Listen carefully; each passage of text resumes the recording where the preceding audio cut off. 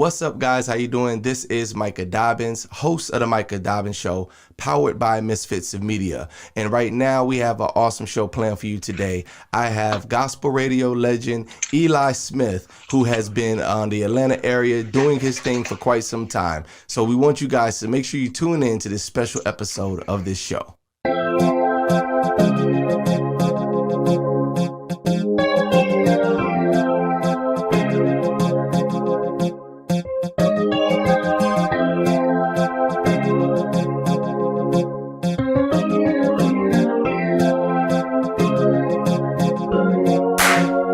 All right, guys, so we're back and we now have our guest, Eli Smith. How you doing, brother? Best day of my life. Just got better when I heard you. I am doing great, Micah Dobbins. And first, I just want to say thank you for allowing me to be on the Micah Dobbins Show. And before we go any further, let me switch the seats for a moment. Can you take me back to when you met me first and what inspired you, or how did you connect with me? Do you remember? It's been years ago. Yes. I know about 10 or 20 years, I know. Yes, it has been a minute. You got me with that one. So what happened was I had started writing gospel and had a little label called Psalms of Praise Recordings, and is new to the gospel genre. And at this point, didn't have like hardly any experience at all in it. And we met, it was at an event. If I'm not mistaken, one of the artists I was recording back then was Byron Timothy. We later on had Yeah. We had like Marlo more later, Navarre Massey, and Micah did an album. And we met at an event, and it was just a kindred spirit. Like what was so humbling was that you had been in the industry and had worked in radio, and we just clicked. And I was like, wow, this is a godsend to meet somebody who had as much experience as you, had already been in the game doing your thing in gospel, and me being a new songwriter entering into that arena. You kind of shepherded and looked out for me, because many of the artists interviewed on your show, and I was even able to interview on your show. So that was how we initially met, and we've been friends and been tight ever since. I remember Marlo Moore, Navarre Massey. I still watch them and their progression on Facebook. Yeah, why? I couldn't remember, but thank you so much for bringing that back to my memory. And now we return to our regularly scheduled interview. All right.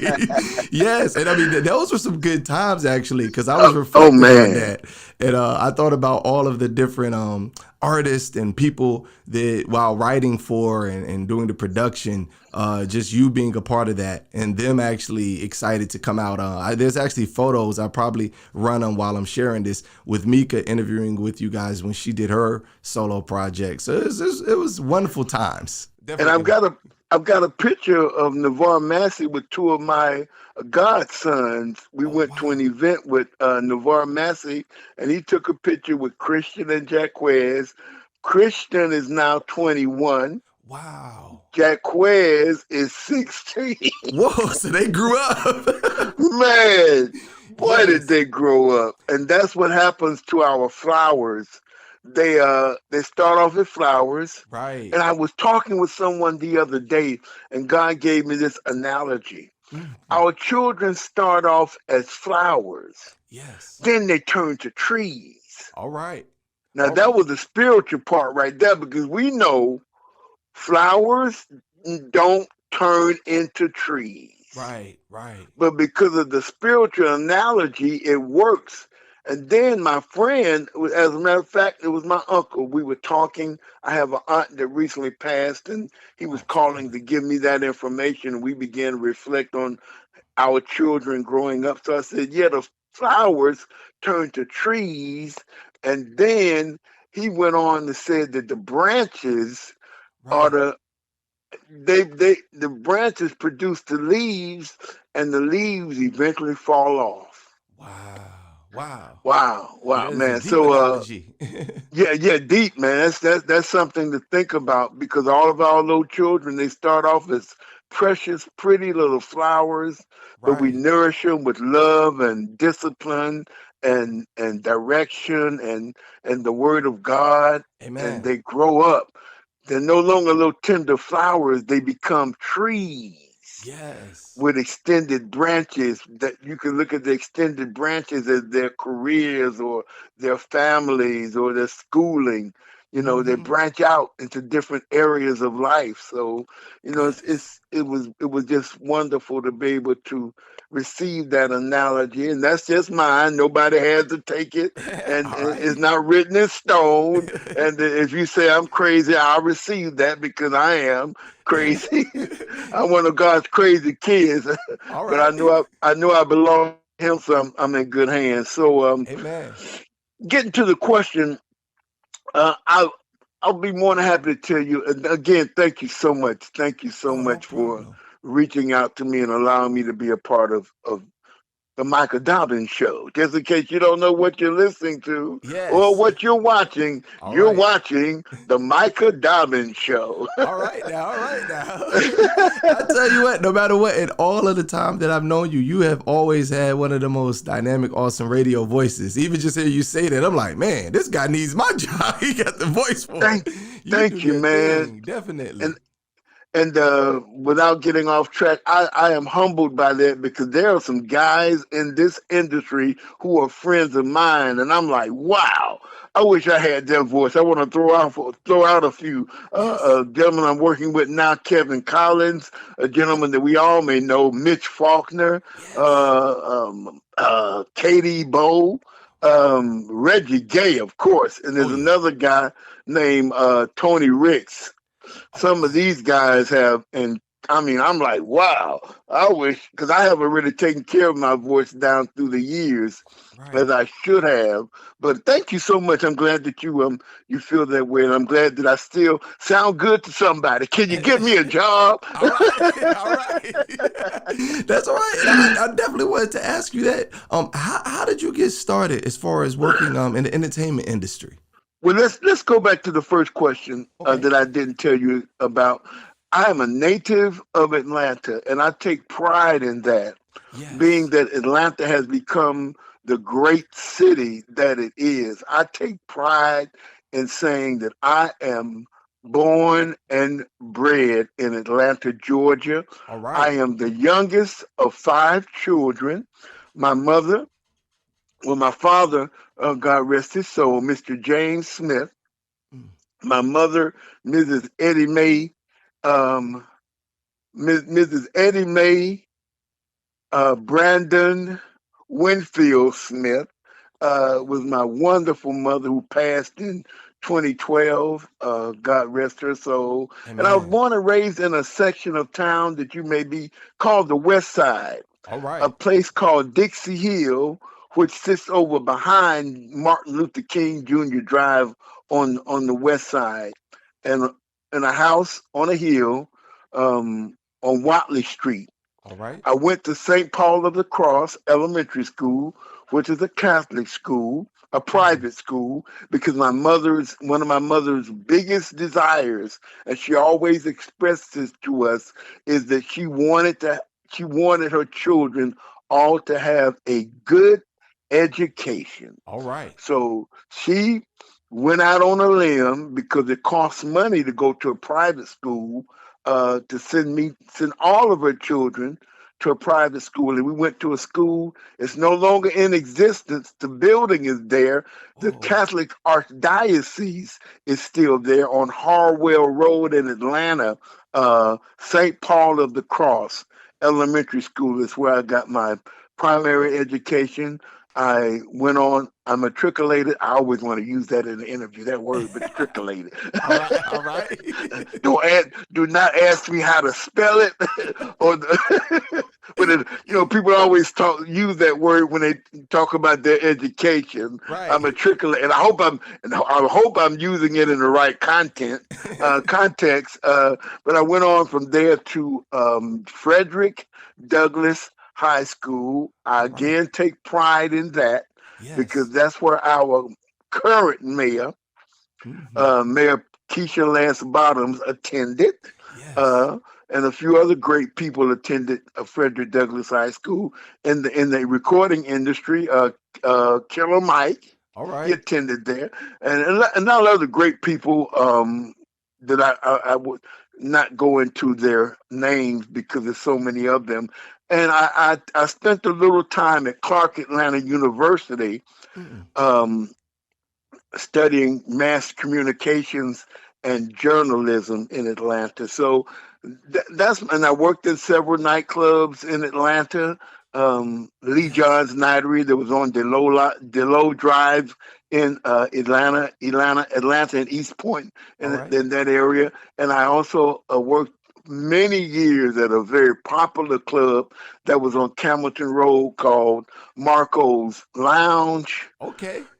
and ended up working for A&M Records, Wow. uh, a record company which was owned by recording artist Herb Albert and a gentleman by the name of Jerry Moss. Okay. And that's where the A&M comes from Albert Mm. and Moss, the Wow. last name Moss. Herb Albert, Jerry Moss. Herb Albert's first initial, Hmm. Jerry Moss's last initial, M, and that's where the record label name A&M came from. Okay. And of course, A&M Records is a very popular record label. I can think of one of many artists that was recorded on that, and one being the legendary Quincy Jones, Yes. recorded many years. That was outstanding. No, I don't mind. I'm marveling because I knew you worked in radio for a while, but I didn't know you had such a rich history. And then to have such a tie to Atlanta like that is but major. and then again, Michael, what's even richer than that is this. Yes. Let me turn the pages back to Frederick Douglass High School. All right. There was a young lady who she worked in special education, but she Mhm. was also responsible for the people that were selected to do the morning announcements. You remember at your school there was Yes. someone that always came on in the morning, and they may have Hmm. came on and said, "Good morning, these are the morning announcements," or I don't know how they did it at your school. Maybe they said Yes. the name of the school, but she Hmm. picked me. People, I guess I don't know how I can't remember how they knew I was interested in radio. It may have just been for me talking about it around, or I don't know. Right. Uh, I do remember one thing was able to do.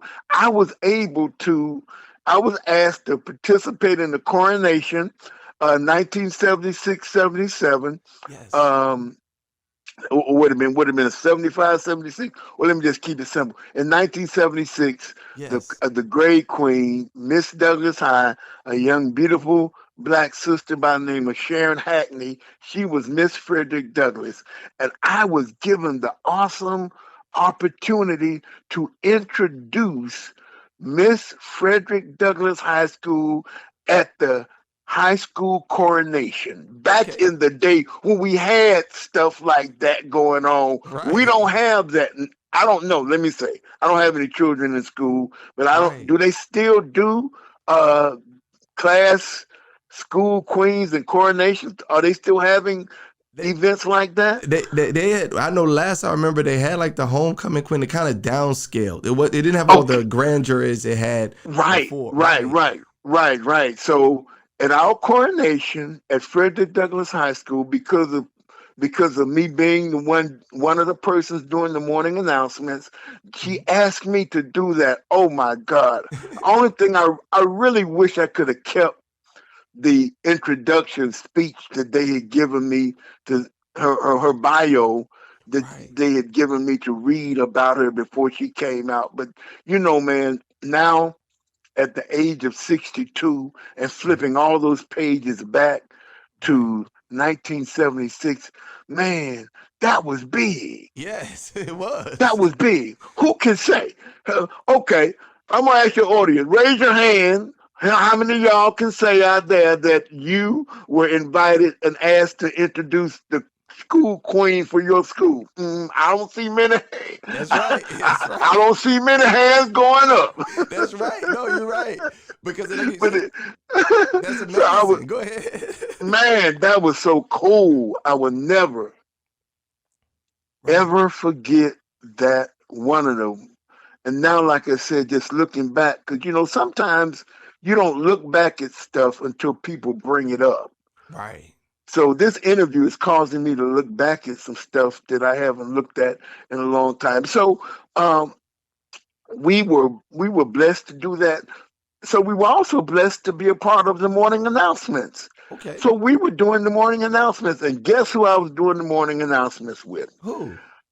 A young lady by the name of Yolanda Thompson, Okay. and another name I know you're going to remember. I had no idea that this gentleman was interested in doing comedy, but he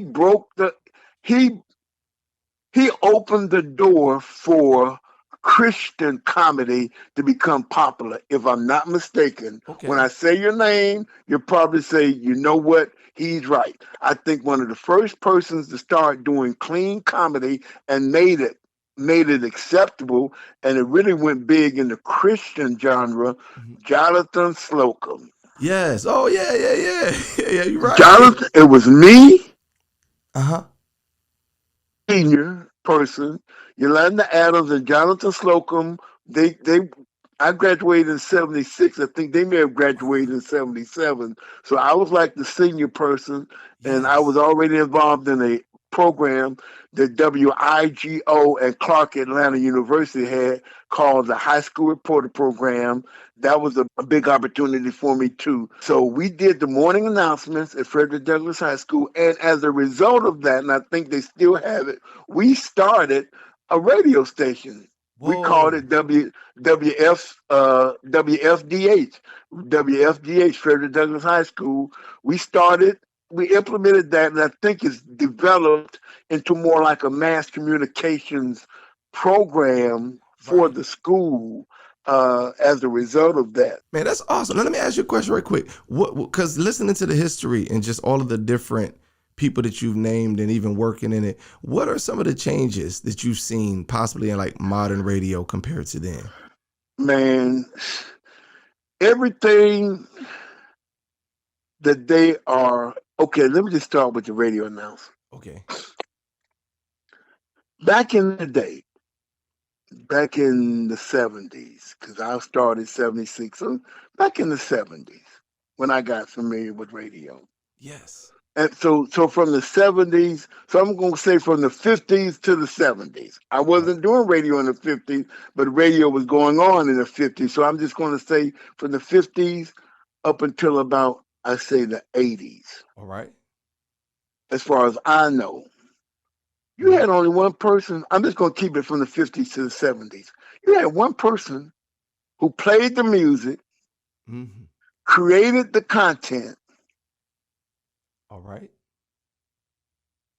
selected the music, played the music, created the content, played the commercials, all of that. Now you have a board operator who mashes the buttons, plays the Yes. commercials, and all of that.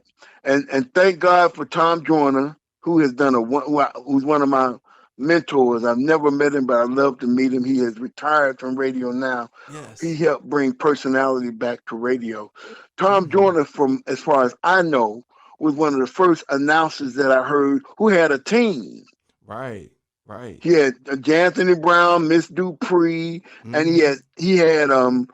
uh he had a little segment, a little soap Right. opera segment. He had all that. So he was doing it before, and that's what everybody else is doing now. But my point is, when I Yes. came along on the radio, the DJ did it all. He played the music, he read the transmitter, he played the Right. commercials, he provided the content, he gave the weather, he did it all. Yes. Had to have his head on He a swivel, watching everything.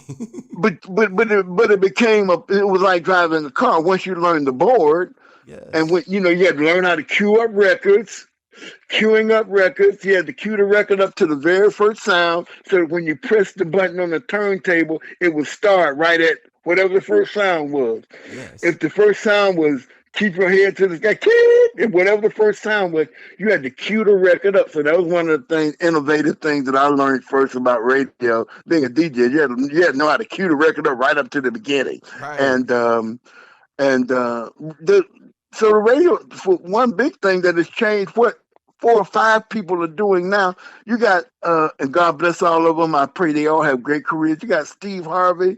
You got Ricky Smiley. You Mm-hmm. got the comedian Right. DL Hughley. But not only do you have DL, you got this person doing this, providing this content. You got Mm-hmm. this person doing this content. And what you don't see, you got a board operator who's pushing the buttons for the commercials. Or let me take it a little bit further than that. Radio Yes. is syndicated. So you got people in Atlanta. They're not in the studios with DL, but Right. they're operating the board so that when DL says, okay, we'll be right back, damn, I got to run the commercials in Atlanta. They may be running different commercials in South Carolina. So Yes. one person one of the big changes is one person used to do everything. Now you have 4 or 5 people on one radio show, and then Yes. you have a board operator who's pushing the buttons And and doing it. making the music play. Now, see, that's interesting. You're right, because it became instead of a solo man job, more of a team type effort. Right, But it's like I right, can right. imagine some of them may not have the full like skill set that were prevalent back in that day. Because if one guy's like, "Hey, I cue the record. I'm the one who takes the calls. I'm the one who gives the announcements. I'm watching. I'm the one creating it." Right, right, He had right. to be multi-talented and was a jewel, a diamond in the rough, hard to find in a lot of cases. It's not as common because you got a multi-talented individual versus modern now. Not to take away from the guys that are out there now because they may be doing a great job, but it's like, well, you got easy. You got a guy running the board. You got this guy screening your call. You got this lady over here bringing your weather. You got this guy over here telling traffic. All you got to do really is just got to put your spin on everything. So yeah, Right. that is a big difference from then to Yeah, now. of course you had somebody that was doing the news. He would cue them in. Had somebody doing the news, and as times progressed, you had a person doing traffic, and the traffic center is one location that feeds into the radio station. Yes. So you had all that going on, and here's one very important. Here are 2 very important elements. All Is the right. radio announcer was the personality. Ah, You yeah. had to have a strong personality, and everyone had a different personality. Larry Right. Tinsley was on WAOK before it became News and Talk. He was one of the big persons there. Well, let's take it back. Esmond Patterson, Yes. the first person, the only person that was playing gospel music before gospel music became networkish. Right. You know, Right. before everybody playing gospel music now. But Brother Esmond Patterson was one of the first DJs that played just gospel music. Wow. Then you had this other announcer came on AOK, Bob McKee, Mm-hmm. who I got some stuff from Bob McKee that I used once I started doing the morning show. Some of the stuff he did. Then you had uh, Brother Esmond Patterson, Yes. Larry Tinsley, Dwayne Jones, Doug Steele, Zilla Mays, uh, and that's just the people that I remember from Right. WLK. Now there were other great announcers that was also on WLK. I believe a man by the name of Hank Spann, I think, was on AOK. And Yes. AOK was owned by a gentleman by the name of Zener Sears. Okay. So the DJ was the personality, and everybody had their own personality and their own show. Yes. Dwayne was the hype man in the afternoon. Uh, Larry Tinsley was a midday person, so it was like toned down a little bit. He's Right. as good as, and you know what's crazy? What? What? As good as Larry Tinsley sounds every morning on V103, Mm-hmm. that's that. He may have had may have sounded a little more younger, but Right. that's the same tone. Everything that Larry Tinsley at the way Larry Tinsley sounded Right. years ago, he still sounds just as good. And he just That's awesome. celebrated 50 years All in right. radio in Atlanta alone. Larry Tinsley got started. His first job, and I'm not going to go into any stories about that, but Right. his first job was for James Brown at James Brown's radio station in Tennessee. Wow. I did not know that. I'm Yeah, familiar with Larry Tiz. I did not know that. Now yeah, yeah. So whoa. so so the radio announcer did it all, and there was a radio announcer on radio around the clock, What? mornings, middays, Yes. afternoons, late night, and then it circled back around. So radio announcers, DJs were Yes. hired to run around the clock. Okay. There was always a DJ on now, on live radio announcer on. There was always a person. So there were jobs around the clock. Okay. Again, you had somebody for early morning, Yes. so 6 to 10. You had somebody from 10 to 3. All right. You had somebody from 3 to 7. You had somebody from 7 to midnight. Then the midnight person stayed on from midnight to 6 a.m. Yes. Those were jobs. So Right. guess what? When radio became syndicated and automation kicked in and the computers jumped in, guess what? What? After 7 o'clock at night, Mm-hmm. or I'm gonna say after, I'm gonna go ahead and say after 9. I'm gonna go ahead and just put it after 10. Yes. I believe in most cases after 10 o'clock at night, the Mm-hmm. radio station is automated, which Yes. means that person who may have been an overnight announcer, Mm-hmm. I don't need him no more. And then there may have been other positions around the clock because Right. when V103 first came on, they didn't have any. Oh, let me bring it closer up to date. Right. When Praise 102 first came on, Yes. the first few months they had no live people there. Mm-hmm. No, It you're was all right. automated. So because Right. you could do voice tracking, and and the commercials are recorded anyway. So there was nobody running it. It was the computer running. So Right. now, of course, you have people live on in the mornings. Mm-hmm. You got people in the midday. You got people in the afternoon. You got people after 6 or 7.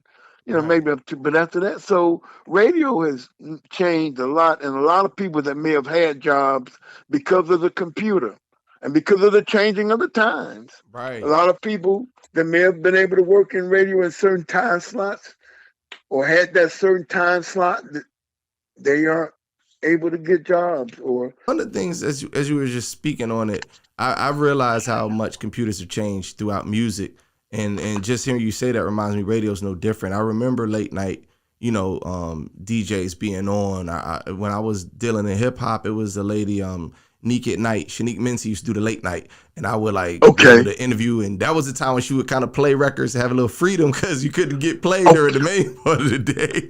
So okay, yeah, so I okay, remember that change, and then I have a cousin that has worked on the Atlanta scene of radio. My cousin Benita Sanders, she's done a lot of things that I've always been impressed with. And her birthday actually is on the 11th. It's actually going to be this week. By the time the show airs, her birthday would have passed. But happy birthday, cousin Benita, out there.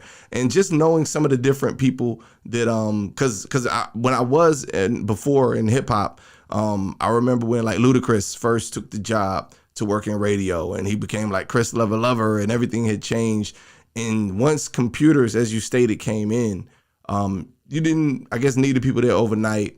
And I do remember when Atlanta first started getting like 24-hour gospel and Christian music, even the Fish to, like I said, 102.5, they were just strictly playing the music. And then slowly but surely, you had like a morning, a midday, an evening, and then it's just straight music and commercials the rest of the night. right. That's why you heard the same song so often because it was Right. just rotating. The music would they picked certain songs to play, and they would, and I think when, like I said, the DJ he had the personality. So Right. and DJs, I mean, they are I know what I was about to say. Radio announcers, broadcasters back are respected now, but back then to be a radio DJ, or as the terminology that we used back in the disc jockey, Oh yeah. man, or afternoon, or to be in the mornings and after, to be the most important times in radio was mornings and afternoon. And if you were on the morning time or the afternoon, you were in the prime spots. Right. Those were the prime spots to be on radio, mornings and afternoons. But what the point I was about to make, and like I said, I thank God for all of them, D.L. Hughley, to Steve Harvey. But now, Yolanda Adams, Dottie Peoples, Doug Williams, all these people on radio somewhere now. Right, yeah. So the DJ like me that may have possibly been able to apply for a job. Right. They now they're looking for, they're bringing in known radio recording artists, right? Recording artists or people with names that are known, right? So now you got BB Winans.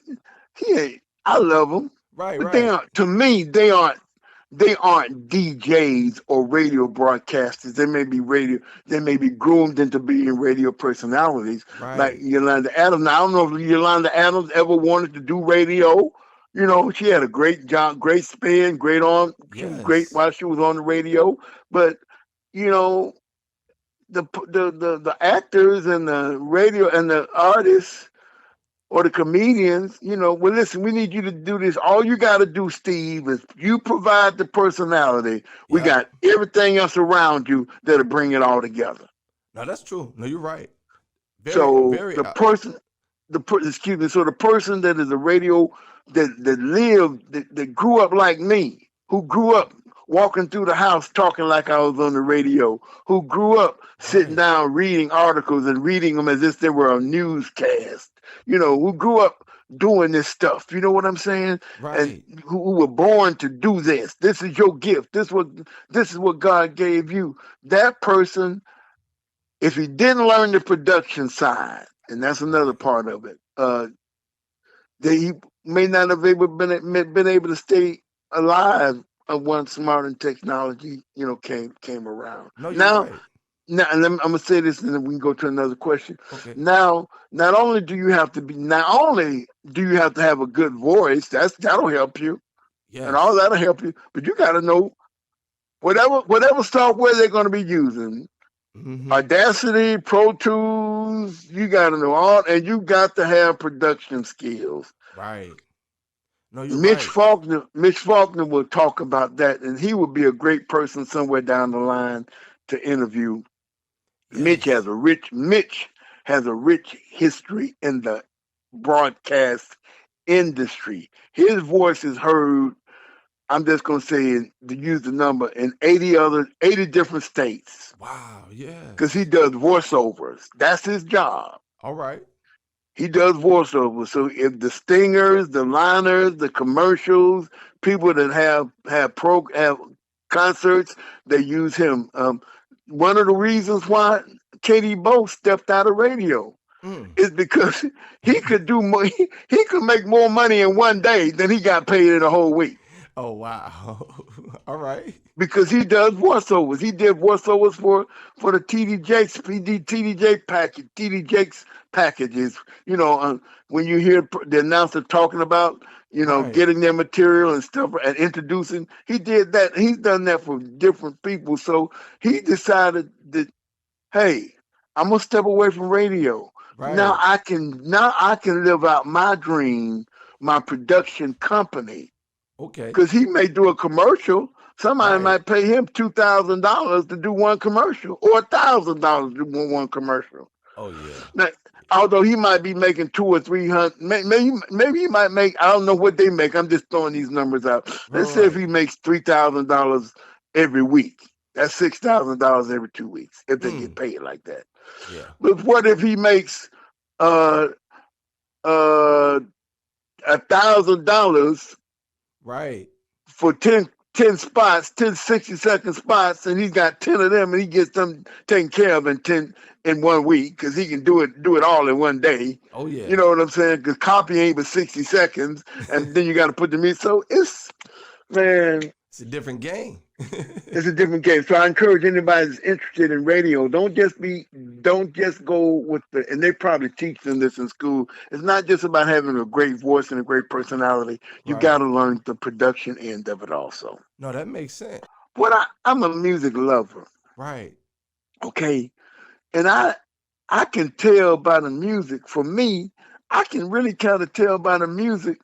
Well, I can't tell, but it gives me a spiritual connection with certain artists because I feel like their genuineness comes through their music. A good artist, a new artist I can think of, Brian Courtney Wilson. Yes. I love his music. I love the purity in his music. And you know what? He's a nice guy. Oh, see, that's awesome. Yeah. You meet him on the street, he's very nice. Now, I'm not going to call their names, but there are two artists that I met. And once I met them, after I met them, I was like, well, who the heck do we think he is? Right. Or maybe let me just own my part. Maybe I was too excited. Right. No, I got maybe I was maybe I was expecting too much. No, I could get it because I've definitely had some of those experiences myself. I remember when I went to the Stellars when they had it in Nashville one year, and I just fresh songwriter, green and excited about that, and coming out of hip hop and then entering into gospel, I was expecting like everybody was gonna be like a pastor or something. Like it was gonna be. I was like, oh, this is gonna be super spiritual. It's gonna be so okay. I'm gonna get saved. Hey, Mike, I'm going to get saved over again, and the whole thing. Right. Yes. I remember we pulled up in the ASCAP building, like me and a partner of mine named DJ. The first thing I did, I almost ran over Israel Horton because he was literally like running across the parking lot, and I'm riding in the Jeep, and I'm like, and this guy hits me in my car. I'm like, that's Israel. And he just keeps going. Okay, like, Cat, do you know you almost ended my career? Right. Then look, I get in the building and I'm taking pictures and meeting all these people. And I had to be honest, it was one particular artist that I held in high regard because of their, status. And when I met some of the remarks that they had to say about our people, just as, because they were like, where you from? I'm like, oh, Atlanta. And they were like, oh, there's too many somethings in Atlanta. For me, it was just going in on Atlanta so bad. And it just kind of like, it kind of blew me, because I expected. Okay, yeah. So you're not alone in that. And then there were many others I met, and some were just so cool. Like I remember Sinbad at that point was doing like a lot of gospel things, and he was passing through, and he said he hadn't eaten yet. He was like, look, I hadn't eaten. I really don't have time to stop and take pictures. And I'm like, hey, Sinbad, how you doing? Micah Dobbins, we get to chopping it up. And he stopped and took a picture. And I was like, what? That's cool. Okay. The late Rance Allen. It was so many that actually would like take a shot at you. Okay, I'm sorry. I had a chance to sit down and interview like he came inside the studio. Normally at the radio station, they'd be in these other studio. I could still see them between the glass. But on this particular day, I think he was right in the studio with me, face to face. I'm sitting right next to Rance Allen because I kept telling him, I said, you know what? You remind me of, do you remember Tippy Calloway? That sounds Tippy Calloway. What was the song? He's a radio announcer from WLK, heavyset guy. Okay. Anyway, because I kept teasing Rance, I said, you know what? You remind me of a dressed up Tippy Calloway. Oh, man. But he was so cool. Oh my God. Yes. And then one artist that really, really made me feel real good about meeting him, the late but great Daryl Coley. I forget where I was, but I was backstage somewhere, and I stopped and I met him. I think we even hugged. Wow. But he was just so cool, Right. And there are other great artists that I met that were so cool. Dottie Peoples is real cool. Keith Wonderboy Johnson is cool. Oh, yeah, but yeah. So yeah. that's that quartet right there. I get with that. and Okay. Daddy Peoples. All right. On time God. Yes. Anytime you can have a record and all you need to do is go to the concert. You don't even have to start. All you got to do is start the music, do Yes. one line, and the congregation will sing the entire song. Sure All you will. got to do is stand up on the stage and direct the choir. That's right. Look, those are some good singers. I mean, good legends too. I've always been a fan of the originators of a lot of things. Of course, I love Mama Mahalia. My wife, at the beginning, we got married, and she's like, I'm 20-something years old, like blasting Mahalia Jackson on Sunday mornings. And she's like, what is going on up here? Ain't nothing wrong with that. And I was still playing like Bo Williams when he was covering. Oh man, yeah, a lot of gospel, Wonderful, and all that. I got a chance to meet Bo Williams. Cool dude, man. Oh yeah, that's my mother's favorite. She loved to play some Bo Williams. I was a kid. She loved BB and CC, of course. And BB and CC, Wine and Jeff. Oh yeah, my had the classics going. So I was kind of listening to a lot of them, and then when I actually got to meet some of these people, I was just like, whoa, this is amazing, because they've been in the game and done such great music and body of work. But yeah, that's awesome. Now I got another question. What are some of the ways that the audience can keep up with you or follow you, even like social media? Because I want to continue to keep everything going and eventually even have you back on to even discuss some more things as it pertains to radio and just the entertainment business, period. One way you really can keep in contact with me is $. All right. Eli Carl. All right. Now that's my Cash App. All right, Cashapp. Now, if you still Carl with a K, that's how you keep up with him. All right, look, we finna try to get you up in here with me now. Send me something through Cash App any day, Monday through Friday. All right, $10 or $20. 50. Don't send me what you wouldn't want somebody to send you. All right, now I'm with you. My Cash App. $. Eli Carl is my Cash App. You can definitely keep up with me on that. But my social media handle, I guess because I'm old school, Facebook. Yes. Carl Eli Smith or Eli Smith on Facebook. I'm still learning the Twitter and the Instagram, and I ain't even gonna worry about the TikTok. I know that's right. I'm with you. Because I put on a few pounds now. If they come with the wiggle, then I might. All right. Or the fluffy, then I might be get on that. But basically, Facebook. Yes. Carl Eli Smith. Yeah. All right, and I'll tell you what, I'm gonna definitely put all of the links down, and if you guys look in the comment section, you should see the links for all of those, and we're even gonna definitely get with you about that, because that'll be tight to have you on board. I'm serious about that, so we definitely got to talk some more.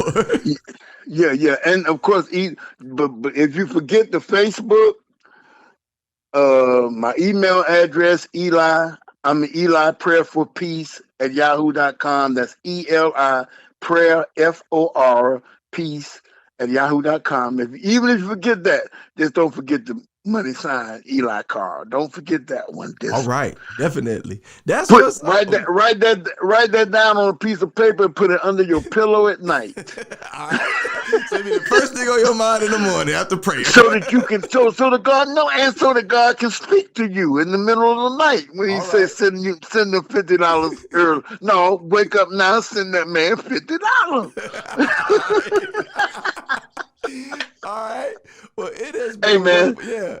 Let me say thank you so much for the opportunity. Thank you for the opportunity to allow me to look back and see how far and how good and how gracious God has been to me. Amen. And the wonderful opportunities he's afforded me to experience. He could have picked you to do what happened in my life. He could have picked me to do what happened in your life. But God is That's right. So intentional. And I love that song that the artist made, Intentional. Yes. He's so intentional Amen. About what he does. He intentionally, hallelujah. Amen. He intentionally gave me what he gave me. Yes. To do what I'm doing. He intentionally blessed you and your children and your wife to do what they do. It wasn't no mistake. That's right. He did that thing intentionally. So thank you for giving me an opportunity to look back and see how good God has been and I'm looking forward to what else God has in store for me. Hey, man, no problem. Thank you. I mean, it's been a complete honor, and I hope everybody who is watching has enjoyed it. Make sure y'all hit that Cash App and follow on Facebook. And this is not the end. You're going to hear more from Eli. All right. We appreciate you for coming on today. All right. Thank you, man. Right. Thank you. God bless you and your wonderful family. Give my best to your beautiful wife. Thank you. Thank you. God bless you as well. I'll make sure I tell her. All right.